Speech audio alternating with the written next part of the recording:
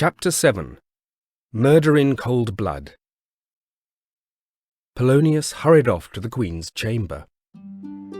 Hamlet will come here immediately, my lady.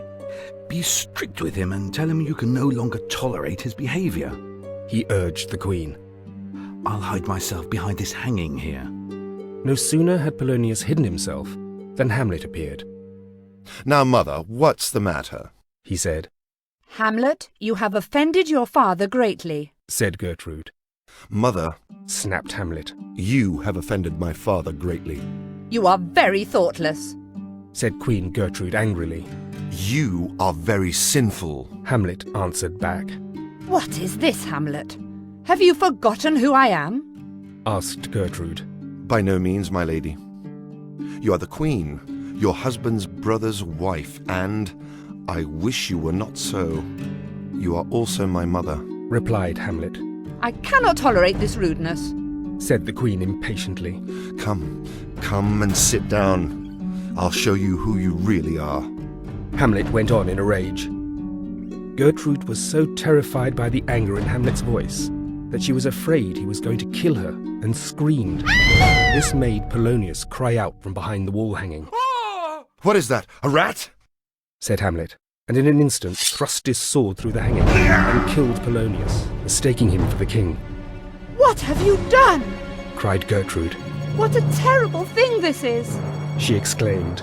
Almost as terrible, stepmother, as murdering a king and marrying his brother. As murdering a king? Echoed Gertrude. What have I done to deserve such rudeness? Look here, upon this picture, and on this. This was your husband. Here is your husband. So inferior. What in the world blinded you to marry him? And you feel no shame. Hamlet, speak no more, cried the Queen. You've made me see into my soul and I can't bear it. Your words are like knives in my ears. To live with a murderer and villain who stole the crown he wears, Hamlet went on. Speak to me no more, begged Gertrude. Suddenly, a figure appeared before them. It was the ghost. What is it that you want, gracious figure? Have you come because I haven't yet done what you asked? Oh, say, cried Hamlet. Do not forget, said the ghost. This visit is to remind you of your purpose. But look how shocked your mother looks.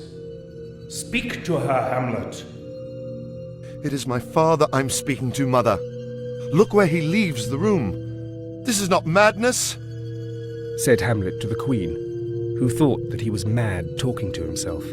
I'm not mad, but cunning. Devastated, Gertrude promised not to reveal a word.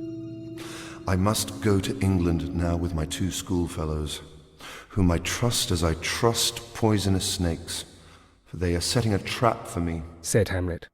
But they will fall into it. With this, he left his mother's room, dragging Polonius's body behind him.